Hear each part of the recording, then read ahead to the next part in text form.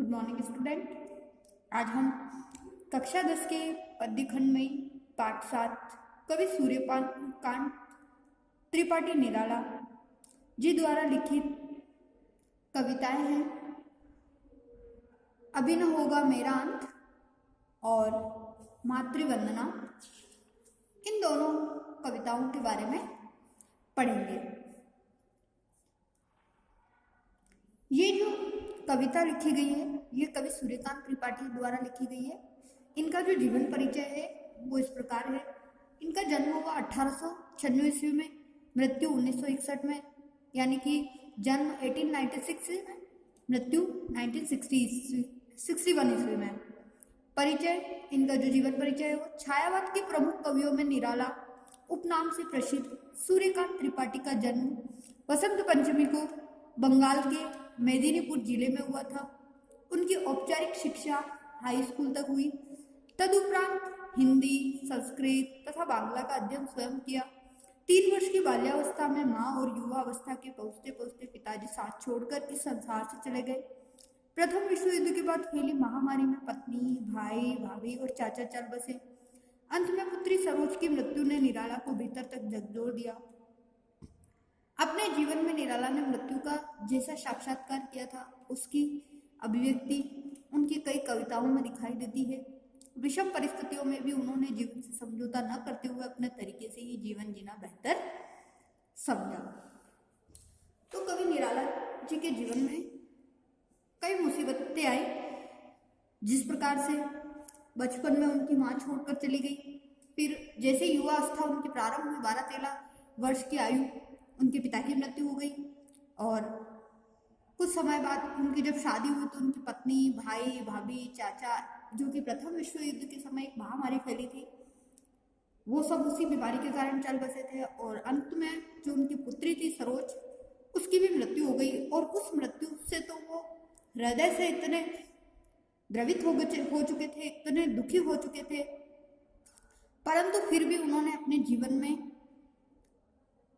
इन इतनी कठिन परिस्थितियों का सामना करते हुए भी किसी प्रकार से कोई समझौता नहीं किया और जीवन को अपने तरीके से जीवन जीना ही बेहतर समझा। कविता के साथ उपन्यास, कहानी, आलोचना, विधाओं को लिखने वाला निराला मूलतः कवि थे। उनकी कविताओं में जीवन का यथार्थ चित्रण, यथा मानव की पीड़ा, परतंत्रता के प्रति तीव्र आक्रोश, अन्याय तथा विषम जीवन परिस्थितियों के प्रति संघर्ष की अदम्य गुण सुनाई देती है। तो जिस प्रकार से उन्होंने कविताएं लिखी, उनकी और अन्य रचनाएं भी, उपन्यास, कहानी, आलोचना आदि विधाओं में उन्होंने लेखन कला किया था। और उनकी कविताओं में मानव की पीड़ा, मानवता, दयालुता और परतंत्रता अर्थात दूसरों के अधीन के प्रति उनमें तीव्र विरोध की भावना और जीवन में कठिन परिस्थितियों के प्रति संघर्ष करते हुए आगे बढ़ते रहने की शिक्षा हमें इससे उनकी कविताओं में मिलती है। उनकी कुछ प्रमुख रचनाएं हैं अनामिका, परिमल, गीतिका, तुलसीदास, कुकुरमुता, रानी और कानी, नए पत्ते, राम की शक्ति पूजा। इनकी प्रमुख रचनाएं अर्चना आदि। पाठ परिचय है। कवि निराला की प्रस्तुत कविता अभी न होगा मेरा अंत जीवन की युवावस्था को अभिव्यक्त करते हुए हृदय की जीवंतता को प्रकट करती है। जीवन रूपी वन में वसंत ऋतु रूपी हृदय उत्साह कभी समाप्त होने वाला नहीं है। निराला का काव्य किसी एक मुकाम पर आकर ठहरने वाला नहीं है। वे इस कविता के माध्यम से निरंतर उत्साह बनाए रखना चाहते हैं। तभी तो वे कहते हैं अभी ना होगा मेरा अंत, अभी अभी तो आया है मेरे जीवन में मृदुल वसंत। जीवन का यह पड़ाव हाथ पर हाथ रखकर बैठने के लिए न होकर जीवन के कर्म सौंदर्य को निष्ठापूर्वक बढ़ाते रहने के लिए है। यह कविता निराला के प्रखर आशावाद एवं जिजीविषा से लबरेज है। शब्द चयन एवं भावपूर्ण सौंदर्य अनुभव है। इस कविता के माध्यम से कवि ने हमें, इस कविता का जो सार है वो ये है कि कभी भी लेखक जो है, कवि जो है, हार नहीं मानता है। जीवन में चाहे कितनी भी विषम परिस्थितियां हो, निरंतर उत्साह बनाए हुए आगे बढ़ते रहने की सीख देता है। और जो निराशावादी लोग हैं उनमें भी कवि अपनी कविताओं के माध्यम से आशावादी बनने की सीख देते हैं।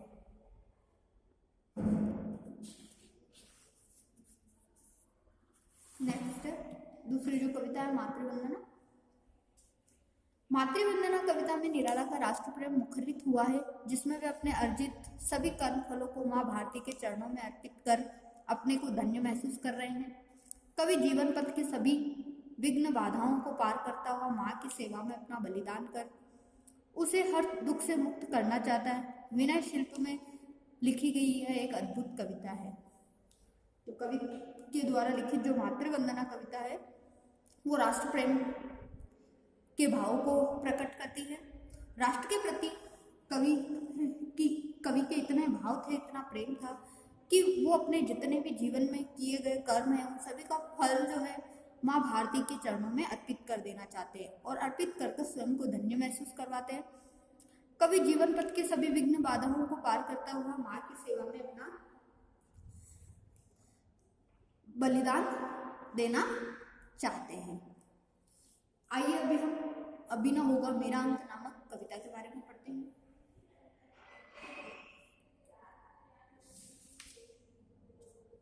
अभी न होगा मेरा अंत, अभी अभी तो आया है मेरे जीवन में मृदुल वसंत, अभी न होगा मेरा अंत। इस पद में कवि ने प्रत्येक मानव के मन में उत्साह का संचार किया है। वो नहीं चाहता है कि अभी उसका अंत हो जाए। अंत मतलब मृत्यु, समाप्त, और मृदुल मतलब कोमल। तो कवि कहता है कि अभी उसका अंतिम समय नहीं आया, अभी अभी तो उसके जीवन का प्रारंभ हुआ है। इतनी कठिन परिस्थितियां होते हुए भी वो स्वयं को निराशावादी नहीं समझते, आशावादी समझते और बोलते हैं कभी कोई मेरा अंत नहीं होने वाला है, अभी तो मेरे जीवन में शुरुआत हुई है। मेरे जीवन में मृदुल वसंत, अभी ना होगा मेरा अंत। और मृदुल मतलब कोमल, दयामय, तो सुकुमार। इस प्रकार से कवि उन जो विरोध करने वाले व्यक्ति हैं उनको चुनौती देते हुए कहते हैं कि अभी तो मेरा अंत हो ही नहीं सकता और अंत होने की आप भूल भी मत करना। अभी तो मेरे जीवन में वसंत आया है, मृदुल वसंत आया है, अर्थात हृदय में उत्साह का संचार हुआ है। अभी तो मेरे हृदय में दया का, उत्साह का संचार हुआ है और अभी मेरा अंत नहीं हो सकता, अभी तो सब कुछ पाने का समय अब आया है। इस प्रकार से कवि अभी तो संसार के लिए बहुत ही कुछ करना चाहता है, वह ये नहीं समझता है कि अभी मेरा अंत हो गया है। अब इसमें है ना, देखो अभी अभी एक जैसे शब्द है तो पुनरुक्ति प्रकाश अलंकार है और तत्सम तद्भव शब्दों का मेल है इसमें। और कवि क्या करता है कि निराश होकर भी आशावादी बना रहता है, जीवन में खुशियां आने की बात करता रहता है। नेक्स्ट देखते हैं। हरे हरे ये पात डालिया कलिया कोमल गात, मैं ही अपना स्वप्न मृदुल कर फेरूंगा निद्रित कलियों पर जगाकर एक प्रत्युष मनोहार। पात मतलब पत्ते, गात अर्थात शरीर, स्वप्न मतलब सपना, मृदुल अर्थात कोमल, नर्म, नाजुक, और फेरूंगा मतलब सहलाऊंगा, निद्रित जो सोए हुए हैं उनको, प्रत्युष सूर्य का प्रतीक बताया गया, मनोहर जो मन को हर लेने वाले, जीत लेने वाले हैं उनके लिए कहा गया। इस पद में कवि ने प्रकृति के माध्यम से अपने मन के भावों को प्रकट किया है और अपने सपने को कोमल और सुकुमार बनाकर दूसरों को खुशियां देने की बात कही, खुशियां बांटने की बात इसमें कही है। तो कवि कहते हैं हरे हरे ये पात डालिया कोमल, डालिया कलिया कोमल घात। तो कवि कहते हैं मेरे जीवन रूपी वन में अभी अभी तो ये हरे हरे पात अर्थात हरे हरे पत्ते यानी कि खुशियों का आगमन हुआ है, यौवनोचित उत्साह शुरू हुआ अर्थात युवा अवस्था प्रारंभ हुई है। ये जो हरे भरे पत्ते रूपी जो भाव है मेरे जीवन के नवीन भाव, ये मुझे प्रेरणा दे रहे हैं, आशावादी बनाए रख रहे हैं और खुशियों का आगमन हो रहा है मेरे जीवन में। मैं ही अपना स्वप्न मृदुल कर फेरूंगा निद्रित कलियों पर जगाकर एक प्रत्युष मनोहार, और आशावादी बनकर ही मैं अपने सपनों की तरफ कोमल हाथ फेरकर इन सोई हुई कलियों पर हाथ फेरकर इन्हें खिलाऊंगा। अर्थात अपने सपनों के माध्यम से मैं क्या करूंगा कि जो सोए हुए अर्थात निराशित जो लोग हैं उनको अपनी कविताओं के माध्यम से नया जीवन प्रदान करूंगा और उनके अंदर एक मनोहर प्रभाव जगाऊंगा, नवीन ताजगी उनमें भर दूंगा। पुष्प पुष्प से तंद्रालस लालसा सींच लूंगा मैं, अपने नव जीवन का अमृत सहर्ष सींच दूंगा मैं, द्वार दिखा दूंगा फिर उनको, हे मेरे वे जहां अनंत अभी ना होगा मेरा अंत। पुष्प अर्थात फूल, तंद्रालस मतलब जो आलस्य ऊंग के कारण होने वाला, जैसे निद्रा के कारण हमें आलस्य आता है वो होने वाला आलस, और लालसा मतलब चाहत, अमृत खुशियों का प्रतीक बताया गया है, द्वार दरवाजा, अनंत असीम जिसकी कोई सीमा नहीं, और अंत मतलब समाप्ति या नाश। इस पद में कवि ने प्रकृति के माध्यम से निराश व हताश लोगों के जीवन में खुशियों का संचार करने की बात कही है।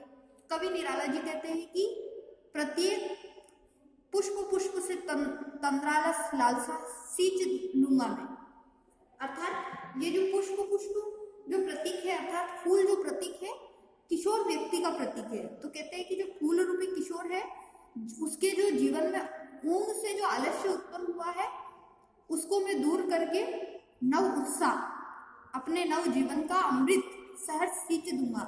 उस आलस्य को दूर कर नए जीवन का अमृत अर्थात खुशियों से उसके आलस्य को सींच दूंगा, जिससे उसका जो आलस्य है वो क्या हो जाए, दूर हो जाए, और इस लोक कल्याण के लिए, लोक मंगल के लिए मैं प्रसन्नता पूर्वक अपना सब कुछ खुशी खुशी अर्पित कर दूंगा। द्वार दिखा दूंगा फिर उनको, हे मेरे वे जहां अनंत अभी ना होगा मेरा अंत। और जो मेरे अपने हैं यानी कि संसार के सभी लोग जो लोक कल्याण लोग हैं उन सभी के लोक कल्याण में अपना सब कुछ मैं समर्पित कर दूंगा। संसार के सभी पदार्थों को अपने आराध्य के चरणों में क्या करूंगा, अर्पित कर दूंगा और अपने आराध्य तक ले जाऊंगा।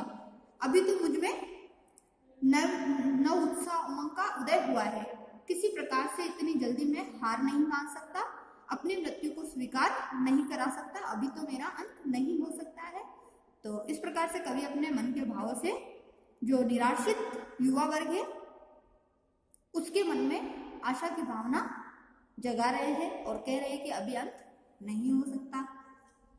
मेरे जीवन का है यह प्रथम चरण, इसमें क्या मृत्यु है, जीवन ही जीवन अभी पड़ा है आगे सारा यौवन, स्वर्ण किरण कलोलों पर बहता रे बालक मन, मेरे ही अविकसित राग से विकसित होगा बंधु दिगंतक, अभी न होगा मेरा अंत। तो इसमें इस पद में कवि ने कर्म सौंदर्य पर बल देते हुए यानी कर्म पर बल देते हुए निरंतर उत्साह बनाए रखने की बात कही है।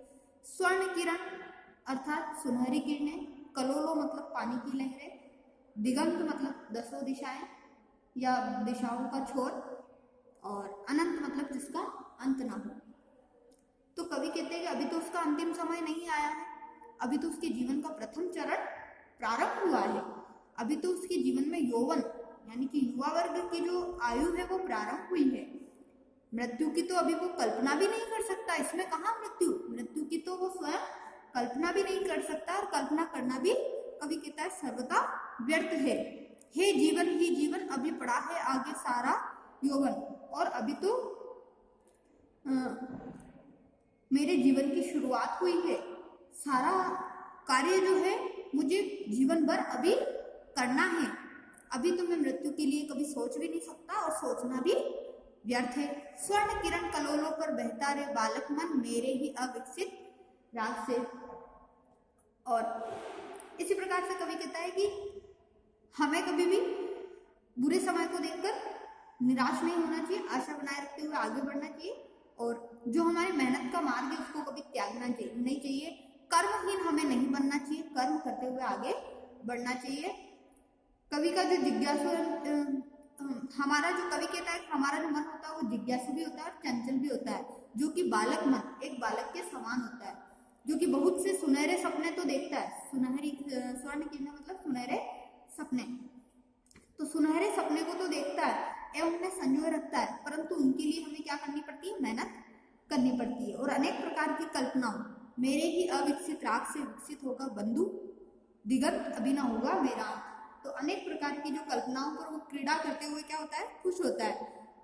कवि कहता है कि परंतु उसे पूर्ण विश्वास है कि वह दिगंत को अपने संगीतमय कविताओं से क्या कर रहा है, गुंजित कर देगा। और इन कविताओं के माध्यम से ही कवि जो पठन पाठन करने वाले लोग हैं उन लोगों के दृष्टिकोण को विकसित कर देगा, ऐसा कवि को विश्वास है। तो इनमें चारों पदों में पुनरुक्ति प्रकाश अलंकार है, और यहाँ पर प्रसाद गुण का प्रयोग भी हुआ है। और इस पद में कवि ने कर्म सौंदर्य पर बल दिया है कि हमें मेहनत करनी चाहिए, सदा कर्म करते रहे हुए ही आगे बढ़ना चाहिए। आज का जो आपका आज हम यहीं तक पढ़ेंगे, मातृवंदना हम नेक्स्ट क्लास में पढ़ेंगे। आज का जो आपका होमवर्क है कवि निराला जी का जीवन परिचय आप नोटबुक में नोट कीजिए, और जो कविता पढ़ाई है उसको ध्यानपूर्वक पढ़िए। Thank you.